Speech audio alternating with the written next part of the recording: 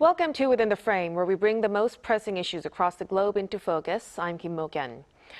The South Korean government has unveiled one of its most ambitious economic initiatives to date, centered on 3 mega projects designed to reshape the country's industrial future.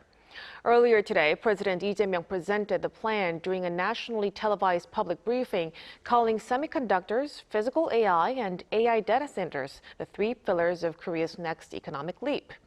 With trillions of won expected to be invested over the coming years, the plan aims to boost regional growth and strengthen Korea's long-term competitiveness. But can these massive investments deliver stronger growth, create quality jobs, and revitalize the economy as well? To discuss this outlook, we connect to Song Soo-young, Professor of Business and Economics at Chung-Ang University. A big welcome, Professor. Thank you for having me here. And also joining us is Kim Mok-yeon, Associate Professor of Economics at Yonsei University. Good to see you, Professor.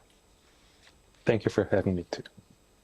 So let's start our discussion right away. First with Professor Song. So looking at the entire plan itself, I must ask, how would you assess the overall direction of this mega projects? It was just, first of all, the bubble is a surprise and a very unprecedented sheer amount of investment. Actually, today's 3 mega projects, which has amounted to almost 2,000 trillion Korean won, in addition to the 2,700 Korean won, which was already promised to make an investment in Pyeongtaek, Yongin. In addition to that, the southwest area such as Gwangju or Jeonnam area, and also other Chung-Ang, and in addition to all the other cities and the data centers will be built. So I'd like to mention some backdrop.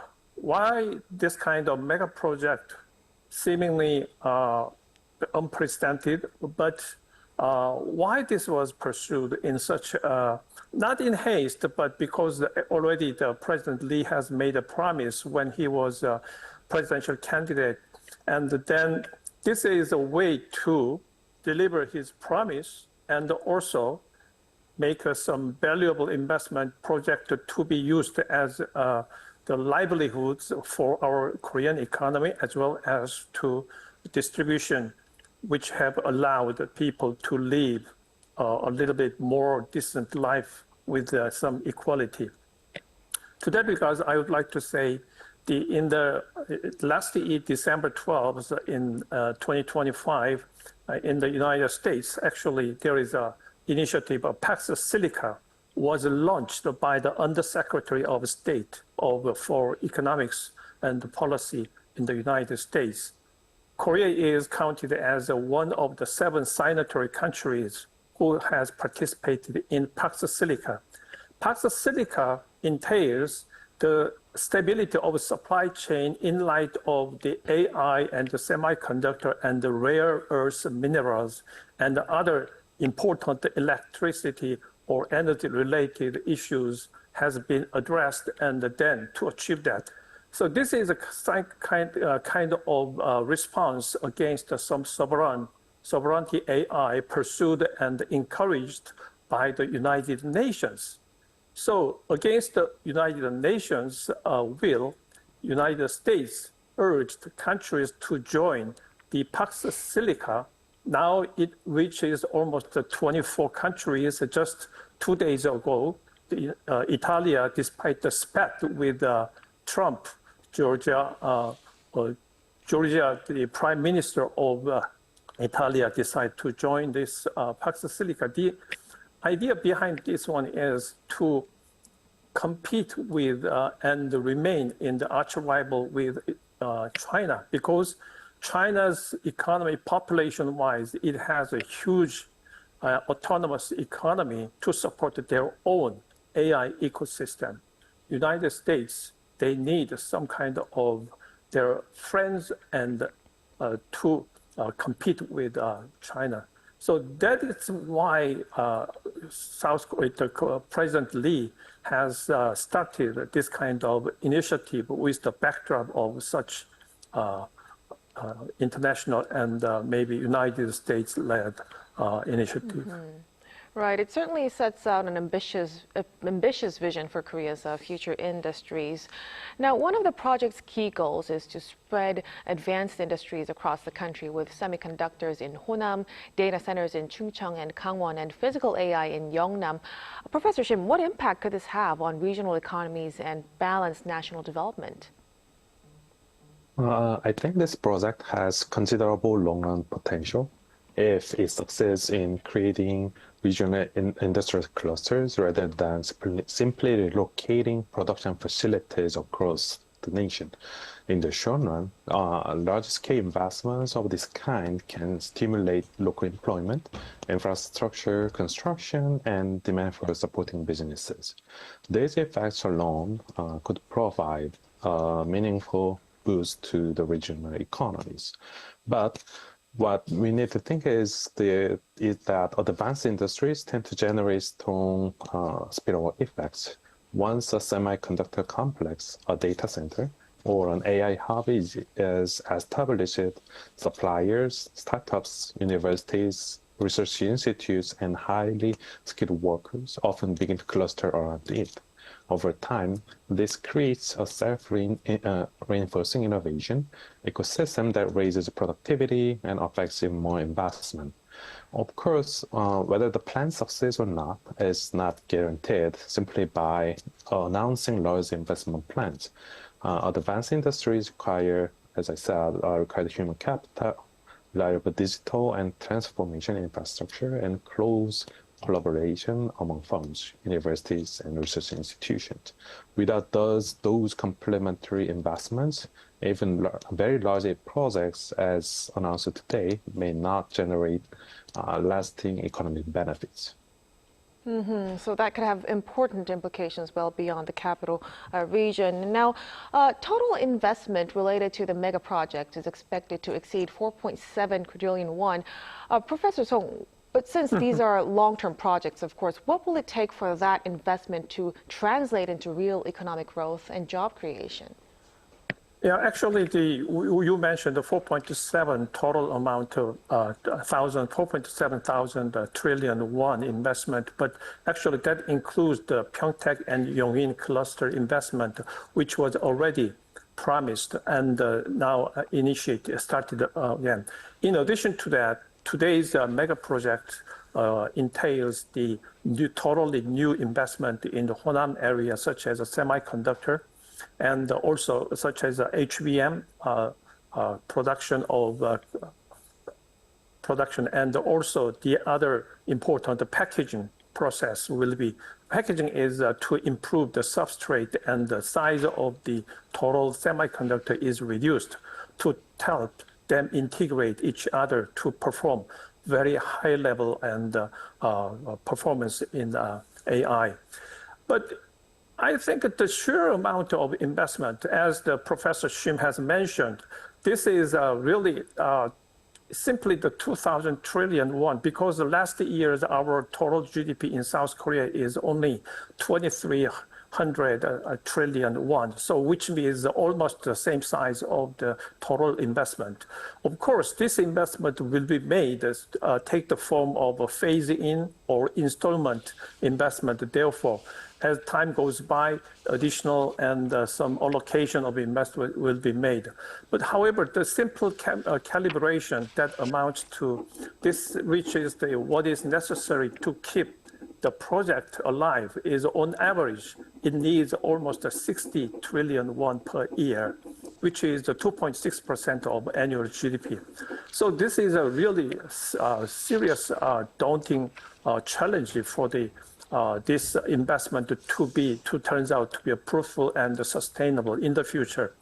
But anyway, considering, as I mentioned, the Pax Silica, because this is one way to achieve some kind of sovereignty of our AI ecosystem.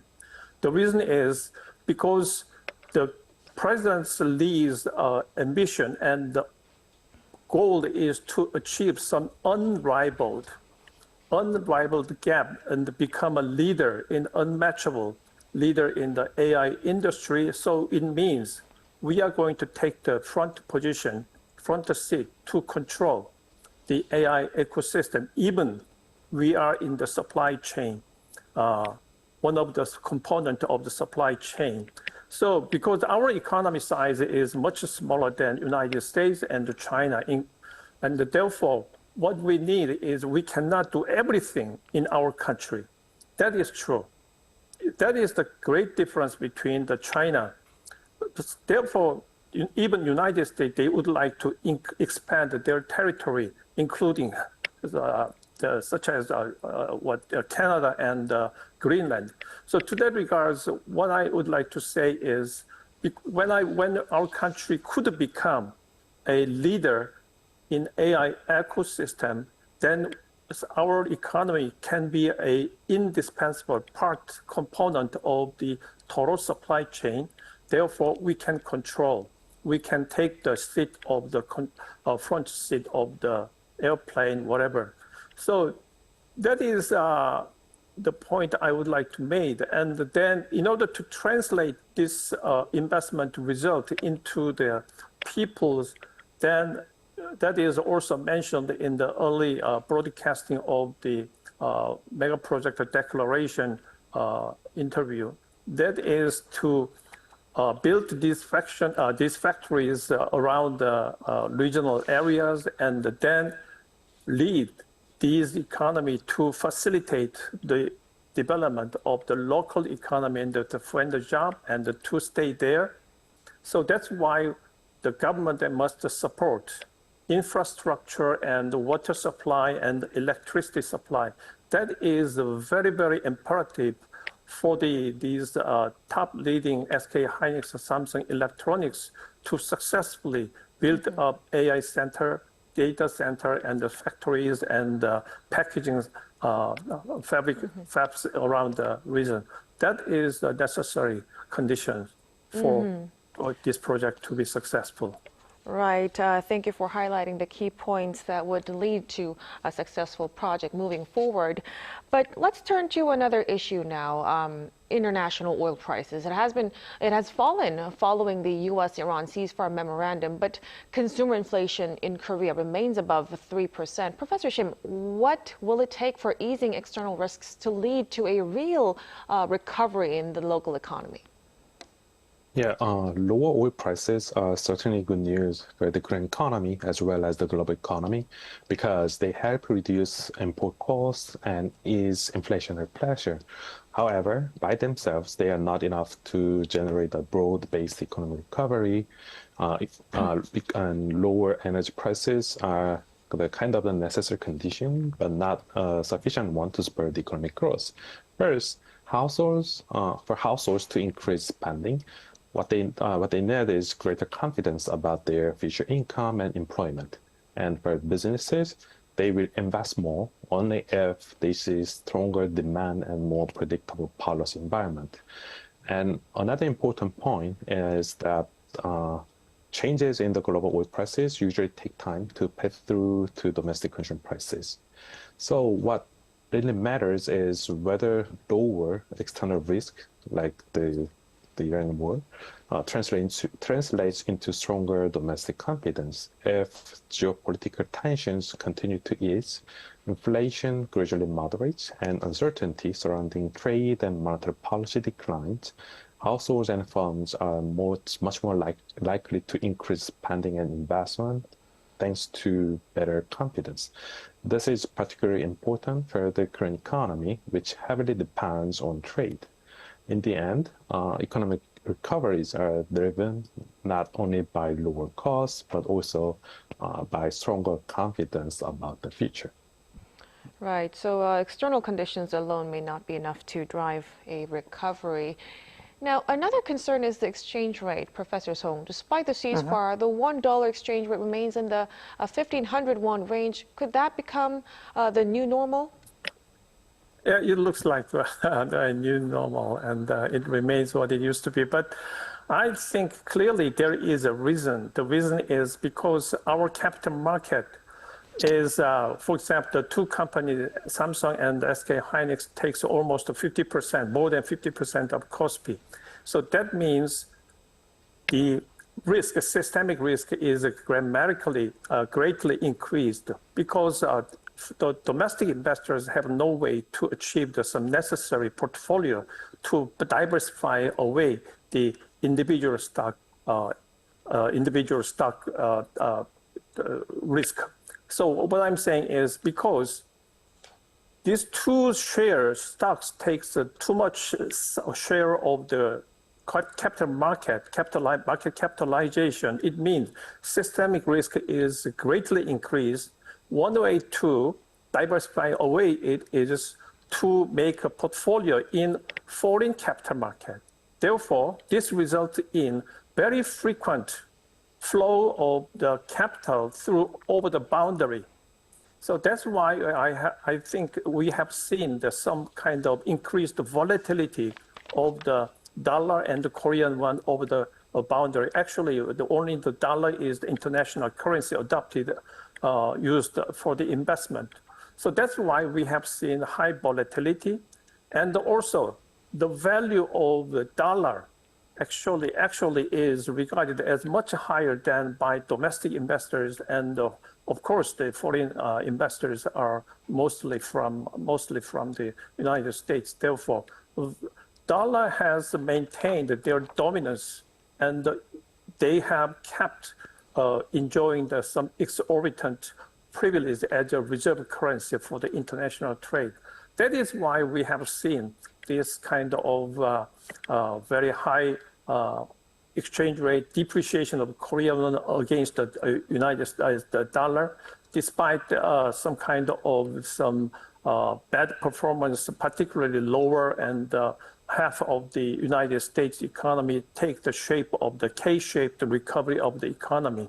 So because of the war and other some obstacles, still dollar becomes a very attractive currency among the investors. Mm-hmm. Now, if we stay in the foreign exchange market, Korea has launched trial trading ahead of a full 24-hour opening of its FX market on July 6th. Professor Shim, what benefits do you expect from this 24-hour market, and could it also increase market volatility? Yeah, I think the 24-hour opening of Korea's foreign exchange market is an important step toward making the market more global and more efficient. And the main benefit is that the Korean won can be traded more continuously across global time zones. This matters because many major shocks, such as the US interest rate decisions, geopolitical events, or movements in global financial markets, often happen outside Korea's regular trading hours. And with the changes in the policy, prices can adjust more smoothly in real time rather than reacting all at once when the domestic market opens the next morning. This could improve liquidity and make it easier for foreign investors and Korean firms to hedge currency risk. But there is also a potential downside, like the increasing volatility. If trading takes place during hours when market liquidity is thin, even relatively small orders could lead to larger price swings. In the short run, we may see more visible exchange rate fluctuations, especially during periods of global uncertainty, like we experience these days. And that means higher short-term volatility does not necessarily mean the system is worse. In some cases, it simply means information is being reflected more quickly and the market is more transparent. Mm-hmm. So it'll be interesting to see how the market responds once it's fully implemented. Now, before we conclude, let's also touch upon the stock market, Professor Song. So. After topping the 9,000 point mark, the Kospi has fallen back to the 8,000 range amid a sharp volatility, of course. And last week, circuit breakers were triggered twice in 1 week for the first time ever. What is driving this level of turbulence? Yeah, actually, Professor Shim has mentioned the Korean Kospi market is a thin market. So in comparison to the foreign capital market, that is true. That's why we have seen some increased volatility of the stock price. And also, Samsung and SKhainik's has become a very they have attracted attention of the foreign investors Therefore, that's why we have seen such an increased volatility out of this from reach the 9,000 point and back to today. I have seen the 8,300 something point. So this kind of tendency will continue for the time being, as long as this is the way how the trilemma in the international trade works exactly in Korean market. Not only in because of the high frequent flow of the capital and the floating exchange rate, and then the problem is we cannot achieve simultaneously of the autonomous monetary policy. So the change of interest rate may not, or change of the money supply may not affect as desired.